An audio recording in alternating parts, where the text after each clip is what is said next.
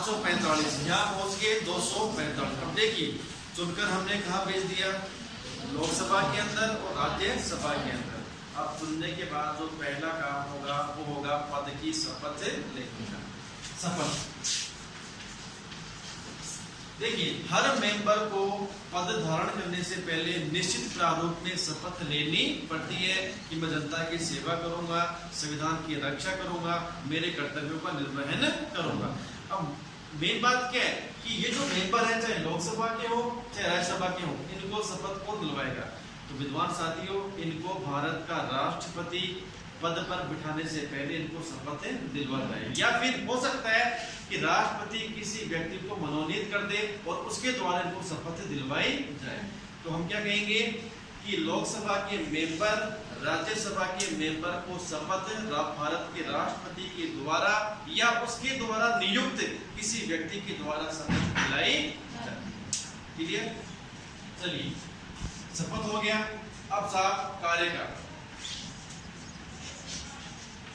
यानी एक पर चुने जाने के बाद जो लोग चुने गए हैं इनका कार्यकाल कितना होगा, यानी कब तक ये लोग अपने पद पर काम करेंगे, यानी कार्यकाल। तो भारत की जो लोकसभा है उसका जो कार्यकाल है वो संविधान के आर्टिकल अनुच्छेद 83, कौन सा आर्टिकल है बेटा?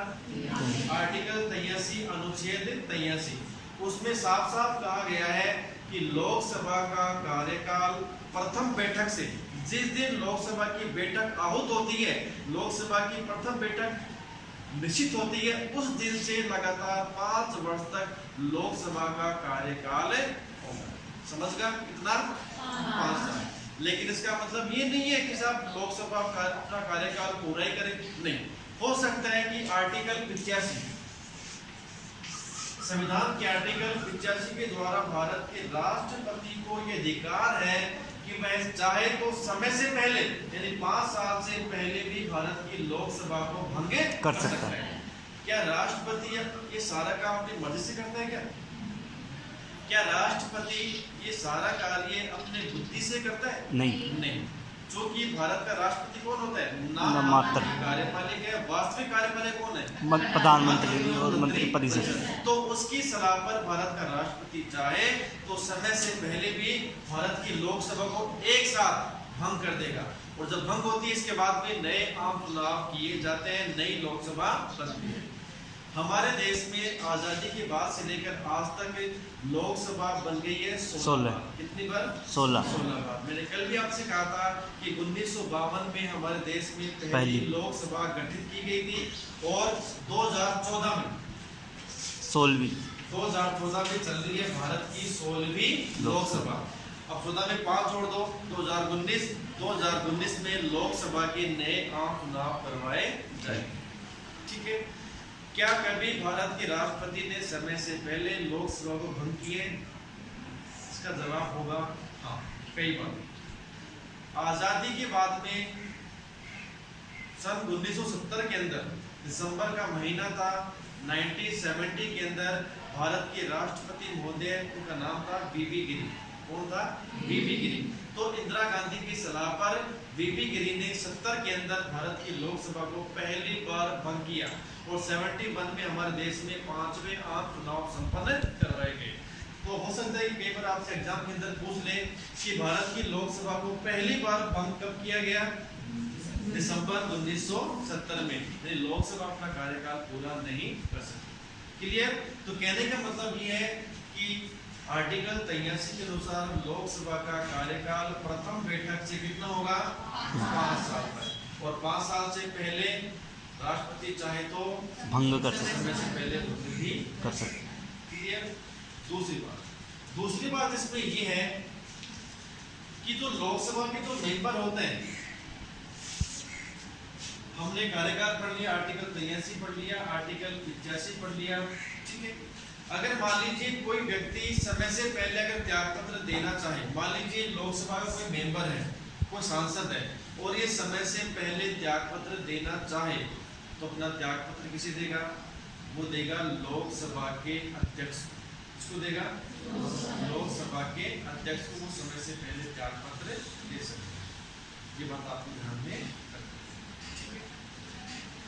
अब जरा बात कर लें राज्यसभा की साहब इसका कार्यकाल कितना होता है? तो मैंने कल ही एक बात साफ कर दी थी कि ये परमानेंट हाउस है। कैसा है ये? परमानेंट हाउस, जो राष्ट्रपति के द्वारा भंग नहीं किया जा सकता। ये क्या है? स्थायी सदन कहा जाता है, जो हमेशा बना रहता है, कभी भी भंग नहीं। ठीक है। इसके जो मेंबर हैं, इनका कार्यकाल संविधान में निश्चित किया गया है 6 वर्ष ना, 6। यानी राज्यसभा के सदस्य एक बार चुने जाने के बाद में 6 साल तक अपने पद पर रहते हैं। कितना साल? यहाँ पर है 5 साल और यहाँ पर आ जाएगा 6 साल। ठीक है।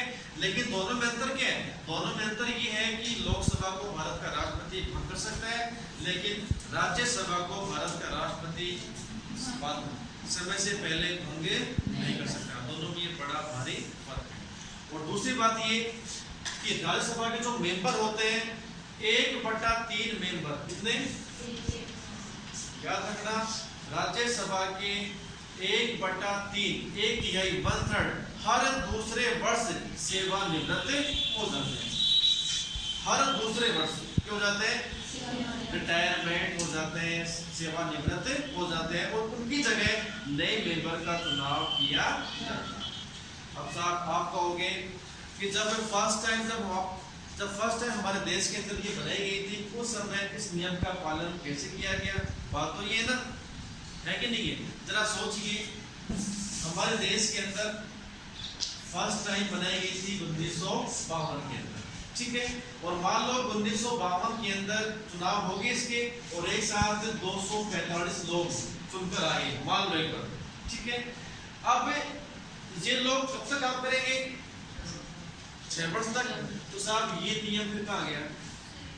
जरा सोचिए, इस बात की जानकारी बहुत कम लोगों को। जब अब तो क्या ठीक है, क्रमबद्ध तरीके से चल रहा है, हर दूसरे वर्ष 1/3 मेंबर सेवानिवृत्त हो जाते हैं, उनकी जगह नए मेंबर का चुनाव किया जाता है। लेकिन उस समय क्या हुआ होगा जब राज्यसभा गठन पहली बार हुआ था और पहली बार चुनाव हुआ था?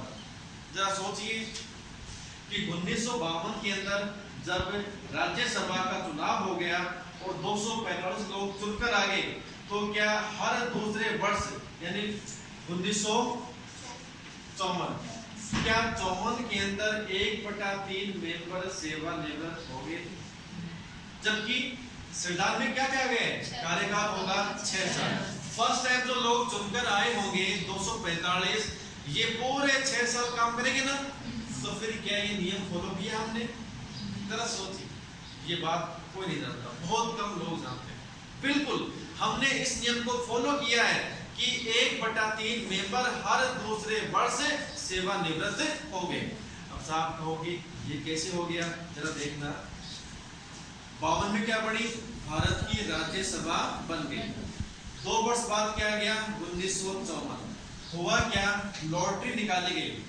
जानते लॉटरी, जुआ, पर्ची निकालना, पर्ची में लॉटरी में जिसका नाम आ गया उसको पद से हटा दिया गया, उसको अवकाश प्रदान कर दिया गया। कितना? 1/3। और ये काम कैसे किया गया? लॉटरी के द्वारा। ठीक है। 54 के बाद में 1956 के अंदर भी ऐसा ही किया गया। लॉटरी के द्वारा 1/3 मेंबर को घर भेज दिया गया, उनको अवकाश प्रदान कर दिया गया। ठीक है।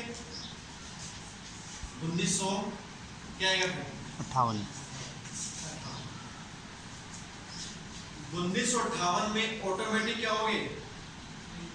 1/3 ये जो भी शेष है सेवानिवृत्त हो गए ना। जरा सोचिए, 52 में जो लोग चुनकर आए थे वो लोग 6 साल तक काम करेंगे, और यहाँ पर आके उनका कार्यकाल पूरा, उनकी जगह फिर नए मेंबर का चुनाव कर लिया जाएगा।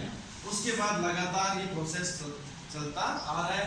हर दूसरे वर्ष 1/3 मेंबर सेवानिवृत्त हो जाते हैं, अवकाश ग्रहण कर लेते हैं, उनकी जगह नए मेंबर का चुनाव किया जाता है। समझ गए?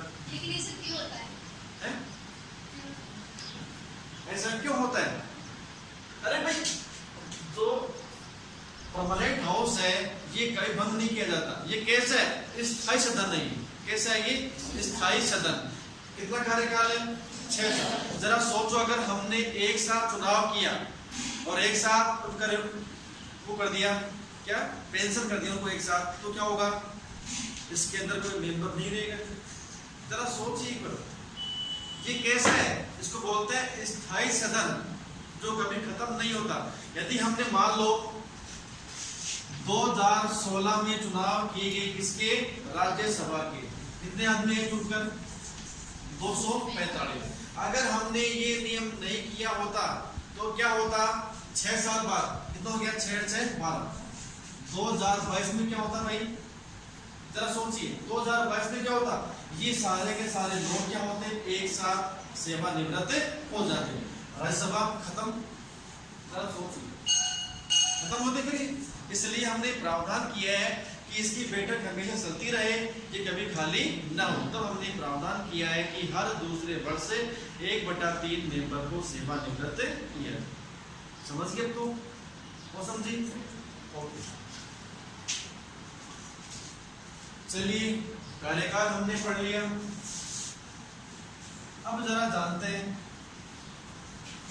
कि लोकसभा के जो मेंबर होते हैं ये चुनने के बाद में एक काम और करते हैं और वो है अपने अध्यक्ष का चुनाव। एक होता है इसमें अध्यक्ष, एक होता है उपाध्यक्ष। ठीक ऐसे ही राज्यसभा के अंदर भी एक होता है सभापति, एक होता है उपसभापति। क्या कक्षा के अंदर मॉनिटर होता है? यस होता है ना, क्यों होता है वो, तो क्लास के अंदर शांति व्यवस्था बनी रहे। ऐसे ही लोकसभा के बनने के बाद में लोकसभा के मेंबर अपने बहुमत से अपना अध्यक्ष चुन लेते हैं और एक अपना उपाध्यक्ष चुन लेते हैं। इसको बोलते हैं स्पीकर बोल दीजिए या लोकसभा का अध्यक्ष बोल दीजिए। ये क्या है, लोकसभा का उपाध्यक्ष। ठीक है। ऐसे ही राज्यसभा अपना क्या चुनती है, सभापति और एक उपसभापति। ठीक है। लोकसभा अध्यक्ष का वर्णन किया गया आर्टिकल 93 में, आर्टिकल 93 में। किसका, लोकसभा के अध्यक्ष का। और ये बड़ा महत्वपूर्ण पद होता है सभापति का। ठीक है, 93 नो है ना, नो को उल्टा कर दो, ये आ गया आर्टिकल 63। आर्टिकल 93 के अंदर लोकसभा अध्यक्ष के बारे में विस्तार से प्रावधान किए गए हैं और आर्टिकल 63 में सभापति के बारे में विस्तार से प्रावधान किए गए हैं। अब आपको एक पता ही नहीं मेरे ख्याल से, इसका सभापति हमेशा पहले से ही फिक्स होता है। भारत का जो भी उपराष्ट्रपति होगा, जो भी, वो कौन होगा, इसका सभापति कहलाएगा, पदेन सभापति। किसका, राज्यसभा का। ठीक है। वर्तमान में हमारे देश का उपराष्ट्रपति कौन है अभी फिलहाल, वेंकैया नायडू। इसका मतलब है अगर मैं आपसे पूछूं कि वर्तमान में राज्यसभा का सभापति कौन है, वेंकैया नायडू। क्यों है, क्योंकि भारत का उपराष्ट्रपति ही राज्यसभा का पदेन सभापति होता है। ठीक है। अब देखिए लोकसभा अपने बहुमत से क्या चुनती है, अपने अध्यक्ष को चुनाव करती है और उपाध्यक्ष का चुनाव करती है। अब जरा बात कर लें कि ये जो अध्यक्ष है इसका कार्य क्या है, ये लोकसभा के अंदर कौन कौन से कार्यों को संपन्न करता है। आपने एक नाम सुना होगा, धन विधेयक का नाम सुना आपने? देखिए धन विधेयक, धन मतलब पैसा।